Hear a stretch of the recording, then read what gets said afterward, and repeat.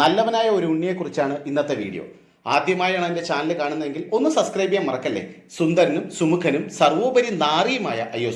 സർവോപരി പരനാറിയുമായ ഇവൻ്റെ പേര് ഞാൻ ഇപ്പോൾ പറയുന്നില്ല. ആർക്കെങ്കിലും സ്വന്തം പെൺമക്കളുടെ ജീവിതം കോഞ്ഞാട്ടയാകണമെന്ന ആഗ്രഹമുണ്ടെങ്കിൽ കല്യാണത്തിനായി ഇവനെ ആലോചിക്കാം. അത്രയ്ക്ക് സദ്ഗുണ സമ്പന്നനാണ്.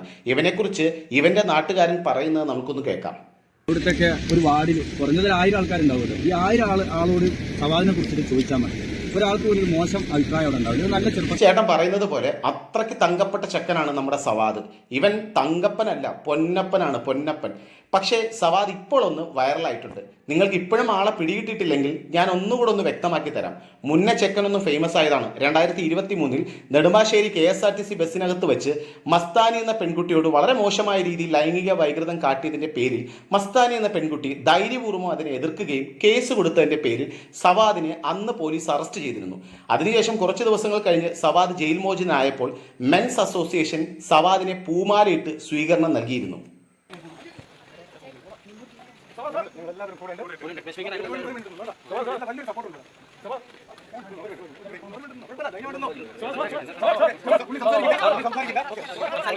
അല്ല, മെൻസ് അസോസിയേഷന്റെ അണ്ണന്മാരോടാണ് എനിക്ക് ചോദിക്കാനുള്ളത്.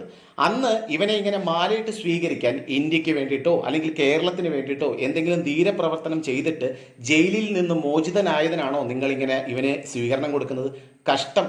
എന്തായാലും സവാദിനെ കുറിച്ചുള്ള ഏറ്റവും പുതിയ വാർത്ത നമുക്കൊന്ന് കാണാം. KSRTC ബസ്സിൽ യുവതിക്ക് നേരെ ലൈംഗിക അതിക്രമം നടത്തിയ കേസിൽ സവാദ് വീണ്ടും അറസ്റ്റിൽ. മലപ്പുറത്തേക്കുള്ള KSRTC ബസ്സിൽ വെച്ചായിരുന്നു സവാദ് ലൈംഗിക അതിക്രമം നടത്തിയത്. 2023 സവാദ് സമാനമായ കേസിൽ അറസ്റ്റിലായിരുന്നു. MS ലിഷോയി വിവരങ്ങളുമായി ചേർന്നുണ്ട്. ലിഷോയി, സവാദ് എന്ന പേര് ഒരുപക്ഷെ പലർക്കും പെട്ടെന്ന് ഓർമ്മ വരില്ലായിരിക്കും. പക്ഷേ ഒരു സമയത്ത് ഒരുപാട് ചർച്ച ചെയ്ത പേരാണ്. ഇതേപോലൊരു കേസിൽ അറസ്റ്റിലായി ജാമ്യത്തിലിറങ്ങിയപ്പോൾ ഇയാളെ സ്വീകരിക്കാൻ ഒരുപാട് പേരുണ്ടായിരുന്നു. അതും ചർച്ചയായിരുന്നു. ഒരു കാര്യവുമില്ല, അതാ വീണ്ടും അറസ്റ്റിലായല്ലേ അതേ കേസിൽ.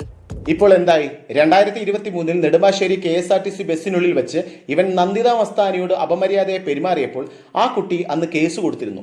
അന്ന് അവളുടെ ഭാഗത്താണ് തെറ്റെന്ന് പറഞ്ഞുകൊണ്ട് അവൾക്കെതിരെ സോഷ്യൽ മീഡിയയിൽ സൈബർ ആക്രമണമായിരുന്നു. ഇപ്പോൾ തൃശൂർ KSRTC ബസ്സിനകത്ത് വെച്ച് മറ്റൊരു പെൺകുട്ടിയോട് അവന്റെ ലൈംഗിക വൈകൃതം കാട്ടിയതിന്റെ പേരിൽ പോലീസ് സവാദിനെ അറസ്റ്റ് ചെയ്തു.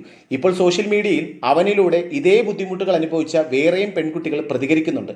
2023 ഇവന്റെ ഭാഗത്തു നിന്നും ഇതേ അനുഭവം ഉണ്ടായ മസ്താനിക്ക് ഇപ്പോൾ പറയാനുള്ളത്, അന്ന് നിർത്തിയിരുന്നെങ്കിൽ ഇന്നൊരു പെൺകുട്ടി വീട്ടിലിരുന്ന് വിക്ടിം ആവുന്നുണ്ടാവില്ല. ഇന്ന് ഒരു പെൺകുട്ടി വീട്ടിലിരുന്നിട്ട് വേർ ഷീ വെന്റ് റോങ് എന്ന് ചിന്തിക്കുന്നുണ്ടാവില്ല. She would have not had to go through a sexual abuse and go report it to the police.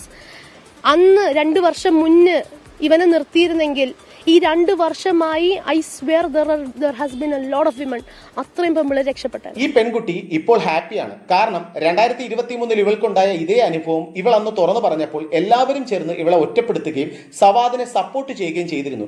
എനിക്കിതിൽ പറയാനുള്ളത്, അല്ലടെ ഇവൻ ഈ KSRTC കാണുമ്പോൾ എന്തേലും പ്രത്യേകിച്ച് വികാരം കയറുമോ?